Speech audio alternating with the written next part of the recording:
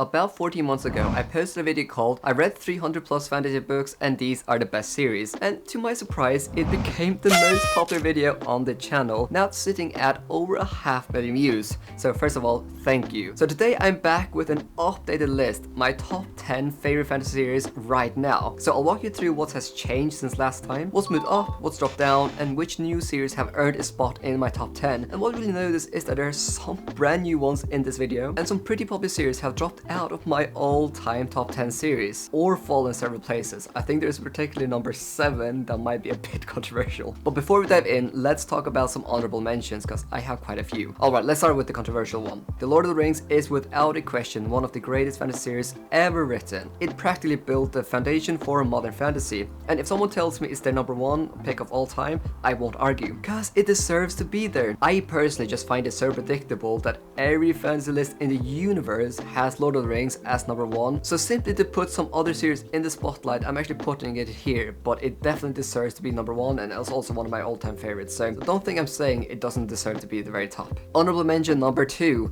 the 3-body problem. So this is a new entry to the list, and it was not mentioned in the video last year, and I know this is sci-fi, but I need to talk about this one. So this series here has absolutely blown me away. It's totally ambitious, it's so mind-bending, and it tackles ideas in science fiction that I've never seen explored on this scale before. So from the very first book, it just absolutely hooked me. Not just because of the big concepts, but because it dares to be really complex philosophically, and it's so deeply unsettling in the best ways possible. So the only reason why it's not in my top 10 yet is because I've only read the first 2 books, but I have every reason to believe that this could actually become one of my all-time favorite series once I finish Death's End. But I don't want to rank it too highly until I've experienced the full arc here. So number 3 here on my honorable mentions is the Bound and Broke series by Ryan Cahill, and this series was also on my honorable mentions last year. So since I made that video, Ryan Cahill has actually published a new chunker of a book that I just haven't picked up yet, and therefore it is still in my honorable mentions. Now this series has everything I love about classic fantasy, but it feels modern. So you got a sweeping world, the chosen one, you have dragons and ancient magic,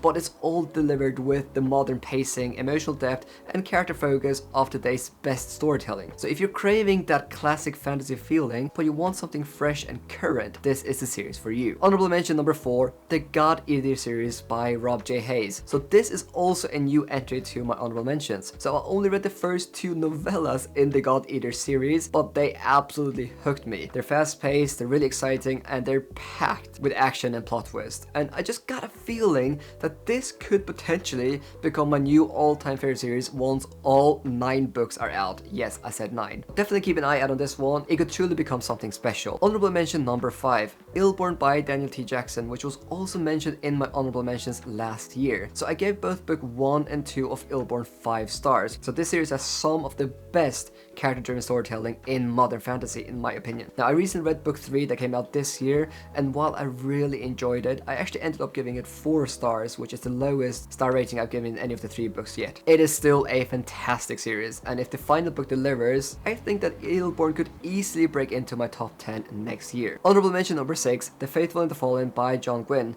So last year, The Faithful and the Fallen held the number 10 spot on my list, but this time around, it just barely got edged out by another series. That being said, it absolutely still deserves a mention. I will say that if you enjoy fast-paced cinematic fantasy with big epic battles and also a lot of emotion, this series is a must-read for you. It might not be in my top 10 anymore, but it's still a favorite and one I always recommend. Honorable mention number 7, and this one is controversial, The Stormlight Archive by Brandon Sanderson. So The Stormlight Archive has actually dropped out of my top 10. In fact, just 14 months ago, it was sitting all the way up at number 7. So the main reason for that change is Oathbreaker. While I still really enjoyed it, I found that it dragged it quite a bit in places, and it just really slowed the momentum with the series. After that, I also jumped into some other Sanderson books like Edge Dancer, Tress of the Emerald Sea, Yumi the Nightmare Painter, and honestly, I just hit a really bad Sanderson slump that I've been in now for like 18 months or something. On top of that, almost everyone I know who has continued the series says that Stormlight Archive dips in in Rhythm of War and drops even further with Wind and Truth. So while I've only read the first 3 main books, and I still think there's a lot to love there, the first 2 books are just absolutely amazing, I just can't justify keeping it in my top 10 at the moment. That being said, it's still a series that I absolutely adore and definitely one that I hope to return to when the timing feels right. Alright, that's enough series. Let's get into my top 10. Now, I'm sure that as you're watching this video, there are 2 things going through your mind.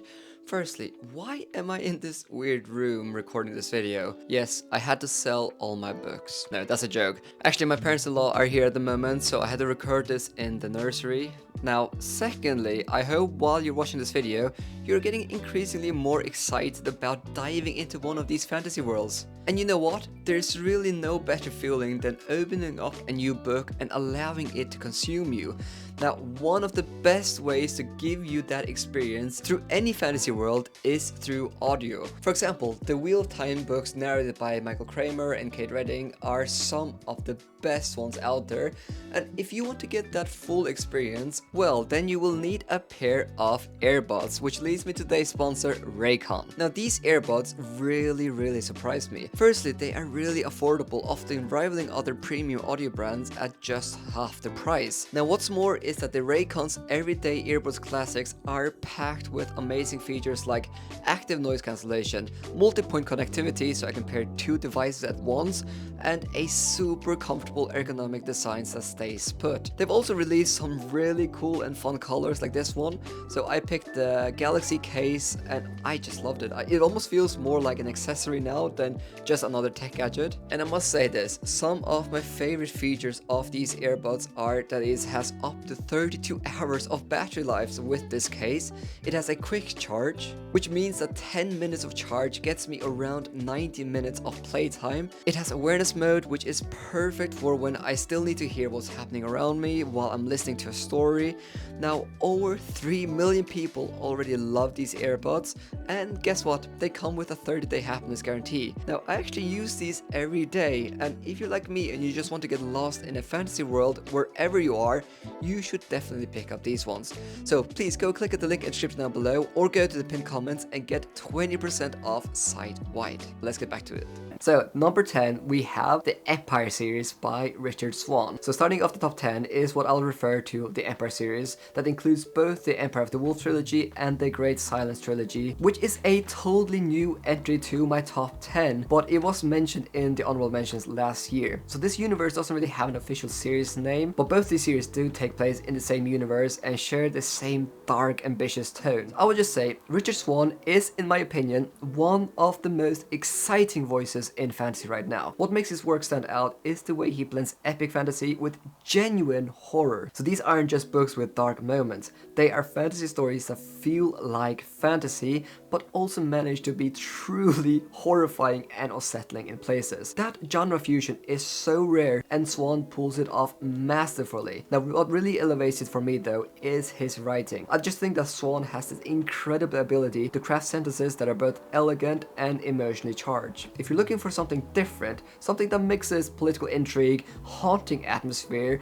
and sharp character-driven storytelling and a lot of politics, this series is well worth diving into. And genuinely, I just think that Swan is getting started. Keep an eye out for him, I think he has a bright future ahead of him. Number 9, we have Mistborn by Brandon Sanderson. And yes, it has actually dropped 1 spot from last year, where it was sitting at number 8. So even though it's moved down slightly, this series will always hold a special place in my heart. Mistborn is a series that helped me fall in love with fantasy. It was my introduction to modern fantasy, and I just remember being absolutely swept away by the magic system, all the twists, and also the iconic ending. Now, the only reasons why it's not higher now is simply because since reading Mistborn, I've discovered so many other beautiful, complex, and emotionally rich series that for me just edge it out slightly. Still, Mistborn remains one of the best gateway series in fantasy, and I'll always be grateful for reading it. Number 8, we have the Farseer Trilogy by Robin Hobb. So at number 8 is the Farseer Trilogy by Robin Hobb, and it's up 1 spot from last year where it was sitting at number 9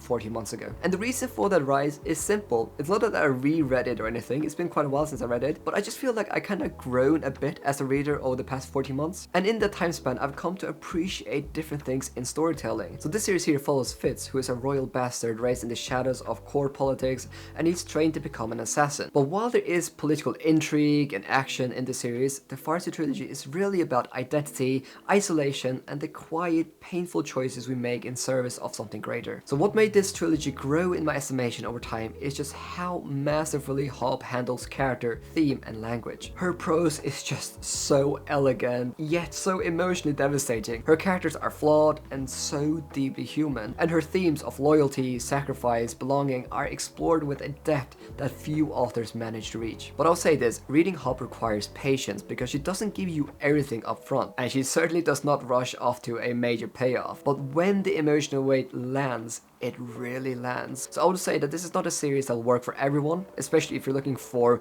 fast-paced, plot-heavy fantasy. But if you want character-driven storytelling that gets under your skin and stays with you long after the final page, the Farseer Trilogy is absolutely worth reading. So at number 7 is a brand new entry to the list, Memories of Thorn by Ted Williams. So I finished the final book around 6 months ago, and it's one of those rare series that lingers with you long after you've finished it. So while I do admit that Ted Williams does have some, or potentially a lot, of pacing issues, the emotional and thematic payoff was more than worth the wait. Much like Robin Hobb, Williams is a master of prose, and he's just phenomenal at creating worlds that feel ancient, textured, and alive. What really won me over and made me a huge fan of the series was the way that the series blends the familiar and the fresh. So on the surface, it starts like, a classic fantasy story. There's a humble kitchen boy, a crumbling kingdom, and a rising threat in the east. But as the story unfolds, William, he really defies your expectations in a lot of ways. Not through like shocking plot twists,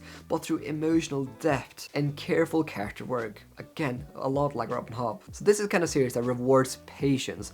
It's not like crazy fast paced, but if you're someone who really appreciates that slow burning, richly written epic fantasy, then this series is for you. Number 6, we have The Age of Madness by Joe Abercrombie. Alright, I need to say this. From here on out, my top 6 could honestly be in any order. I genuinely rearranged my top 6 several times, and I still feel unsure about this ranking, because these next 6 series are, in my opinion, absolute S-tier fantasy. So as you already know, coming at number 6 is The Age of Madness Trilogy by Joe Abercrombie. So this has actually dropped down 2 spots since last year, but again, make no mistakes, this could easily have landed in my top 3. That's how close all these series are at this point. So this series takes everything that made me fall in love with the First Law trilogy, its morally great characters, razor-sharp dialogue, and also that gritty, brutal realism, and just somehow builds and improves upon it. The plot twist in Age of Madness just hit harder, the thematic depth just cuts deeper, and the emotional moments are just so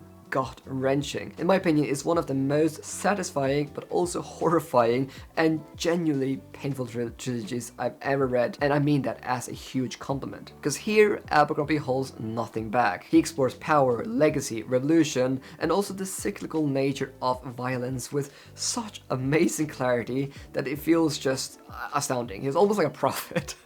Now, if you're new to Joe Abercrombie, this is not the place to start though. You'll need to read at least the First Law trilogy to get the full emotional weight of what happens here.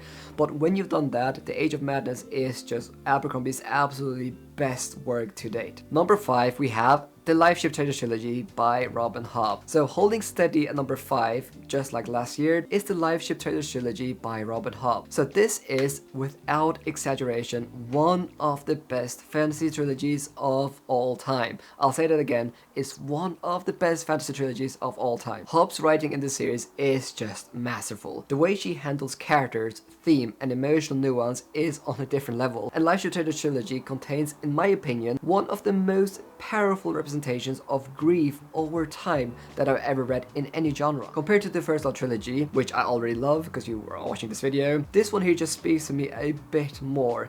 I think it's because it's multi-POV and the scope is just way more epic, and yet it still retains that deeply personal and emotional raw storytelling that Hobb is known for. In this trilogy, the world is just bigger, the stakes are just higher, and the heart is still just as strong. So again, with Hobb, this is still definitely a slow burn. You have to be patient with it, but the reward is just so worth it. The character arcs, the slow unraveling of secrets, the way relationships evolve, and the fracture and healing, it's just amazing. This trilogy is just truly something special. Number 4, we have The Dandelion Dynasty by Ken Liu. So coming in at number 4 is The Dandelion Dynasty by Ken Liu, and it's a series that actually held the number 1 spot on my list last year. Now, do not get me wrong, it is absolutely still phenomenal, but looking back, I think my ranking at the time was maybe influenced by how recently I had finished a series. You know, when I made a video, I was still riding that emotional wave, and sometimes when a series leaves that emotional impact, it's really easy to say, oh, it's the best thing I've ever read, you know? But now with a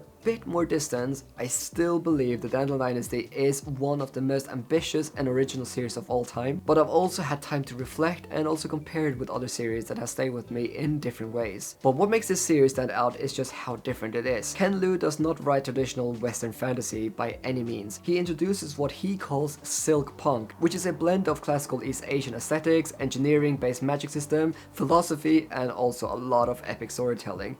So it's a genre fusion that brings something entirely fresh to the table. And yet, for all its innovation, the Dandelion Dynasty is also deeply human. The scope here is absolutely epic, but this is like a story about power and legacy, revolution, and the weight of ideas across generations. And here the characters are also really complex and they're so flawed. The politics is rich and layered, and the world building is genuinely next level. And at other times it reads like a meditation on progress and memory, and somehow this weird blend just works. So yes, the Dandelion Dynasty has dropped down a few spots, but that does not take anything away from what Ken Liu has achieved here. If you're craving a fantasy series that challenges the norms of the genre and expands your sense of what fantasy can be, the Dandelion Dynasty is a series for you. Number 3, we have The Greenbone Saga by Fonda Lee. So number 3, we have The Greenbone Saga by Fonda Lee, which in my opinion is one of the freshest and most compelling takes on modern fantasy I've ever read. So this series is basically The Godfather meets fantasy. It's like an epic, multi-generational family drama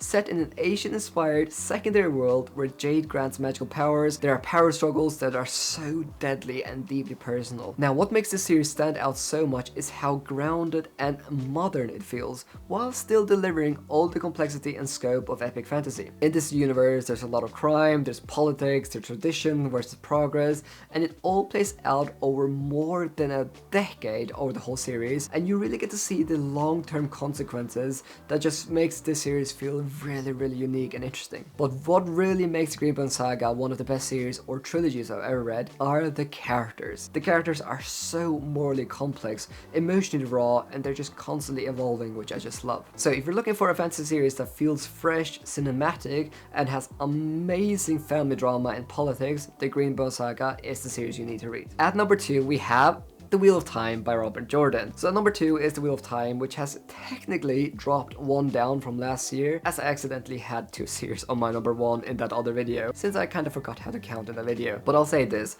series here is not just a cornerstone of epic fantasy, but is still one of the most ambitious and sprawling stories ever told in the genre, and is also a series fundamental in making me love fantasy as a genre. So this series is spanning 14 main books and a prequel, and this series is truly a journey. Basically follows Randall Thor and a wide, huge cast of characters as they navigate prophecy, power, and the slow turning of the wheel itself. So in this universe, the history is cyclical and battles between light and shadow never truly end. Now, what makes the Wheel of Time just so remarkable isn't just, you know, its huge length, but it is the depth of world building and the richness of all the cultures encounter, and also just the sheer scope of the vision that Jordan had for this universe. The magic system, the politics, and the prophecies, the character arcs, they just all evolve over time, truly delivering one of the most epic worlds in fantasy. Obviously, not every book here is perfect. There are some hugely significant pacing issues, and yes, there is a bit of a slog in the middle. And while Robert Jordan was not able to finish writing the series himself, I would say that once Brandon Sanderson steps in to finish the final 3 books after Jordan's passing, the series closes on an absolutely phenomenal high note. So The Wheel of Time may not be for everyone, but for those who do connect with it, it is just one of the best fantasy reading experiences you can have. So before I get to number 1, I want to quickly acknowledge that there are so many great fantasy series that aren't on this list. You know, series like A Song of Ice and Fire, Malice and Book of the Fallen, and many more that are beloved by fans all over the world. So just to clarify, because I know I'll receive some comments about this, A Song of Ice and Fire isn't on here simply because I read the first 2 books years ago, long before I became a proper fantasy reader. Now I do plan to reread it eventually, and once I do, it might very well earn a spot in my top 10, but until then, I just don't feel like ranking it off a distant memory, if that makes any sense. And if you watch my channel, then you know that from Molassen, I've tried it twice, and I completely see why people love it, but at least for me now, it just isn't a series for me. But maybe they'll change one day, but I want this series to reflect, you know, my personal experience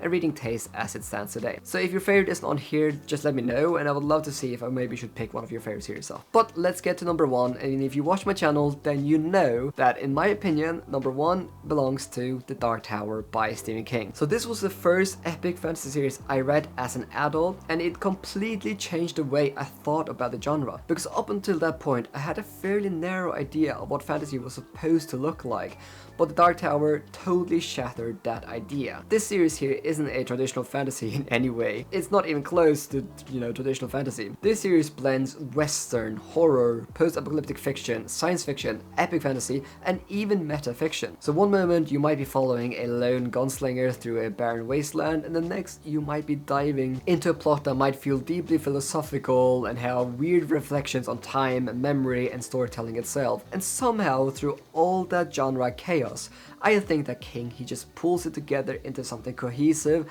and incredibly impactful. Yes, this series is really messy in places, and it's really strange, and it's really divisive. I know a lot of people hate it, but it's also one of the most unique and ambitious pieces of literature I've ever come across. I would say that the journey of Roland and his quartet is one I'll just never forget. And I know I've already mentioned this, but this series will not work for everyone. But for me, it just felt like a transformative experience, because it just opened the door to everything that came after, and even like helped me discover booktube and made me create a channel down the line, and so on and so on. So that's why even after all the incredible series I've read since, The Dark Tower still sits at number 1. Now, if you want to know every layer of fantasy world building, check out this video.